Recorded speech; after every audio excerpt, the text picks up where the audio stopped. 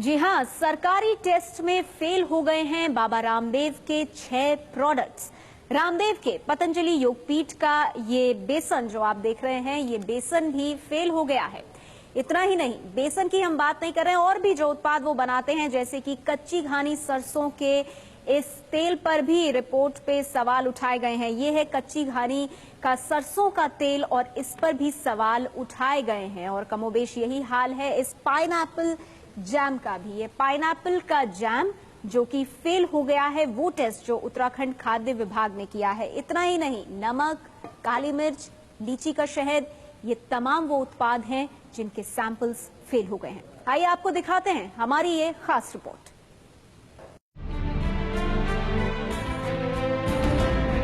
योग से आयुर्वेद और आयुर्वेद से किराना तक बेचने लगे हैं बाबा रामदेव। लेकिन खाद्य विभाग की रिपोर्ट ने बाबा रामदेव के इस कारोबार के लिए परेशानी खड़ी कर दी है। हरिद्वार के डीएम सचिन कुर्वे के मुताबिक 16 अगस्त को सैंपल लिए गए थे और रुद्रपुर लैब में टेस्ट के बाद 6 चीजें नेगेटिव पाई गयी।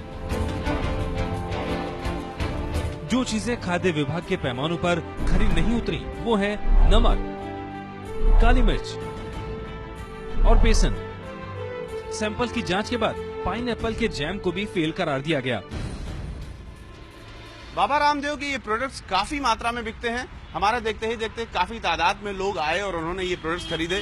इनमें से जो सबसे ज्यादा बिकने वाला कड़वा तेल है, उसके साथ साथ ये बेसन है। आप देख सकते हैं मेरे हाथ में आधा किलो का बेसन है, 45 रुपए इसका दाम है। इसी तरीके से ये पाइनएप्पल जैम है जिसको कि हरिद्वार प्रशासन ने नेगेटिव पाया है, 70 रुपए इसका दाम है, आधा किलो का है। इस तरीके के जो प्रोडक्ट्स हैं वो खूब लोकप्रिय भी हैं और काफी तादाद में बिक भी रहे हैं। इसके अलावा सैंपल पर सरसों का तेल और लीची का शहद भी खरा नहीं उतरा। बाबा रामदेव के जो उत्पाद हैं उसमें सबसे अहम इस सरसों के तेल में जो ब्रांडिंग है वो पतंजलि नाम से है।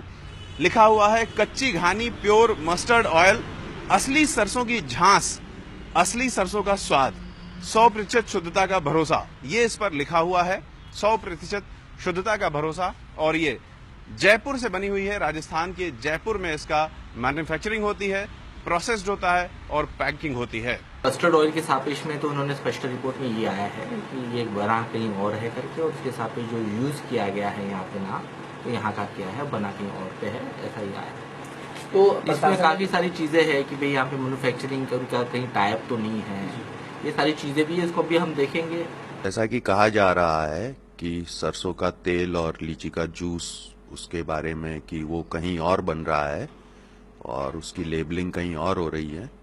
उसके संबंध में तो मैं ये कहना चाहूंगा कि जो हमारे देश में वर्तमान में कानून है, उन कानूनों के अनुसार हम लोग, कोई भी मैन्युफैक्चरर किसी प्रोडक्ट को कहीं बनाए तो उस मैन्युफैक्चरर का उस लेबल के ऊपर नाम होना चाहिए, और यदि कोई दूसरी एजेंसी उसे मार्केटिंग करे तो उसका भी नाम होना चाहिए, और पैक के ऊपर दोनों का नाम, एड्रेस और कॉन्टैक्ट डिटेल्स पूरी तरह होनी चाहिए।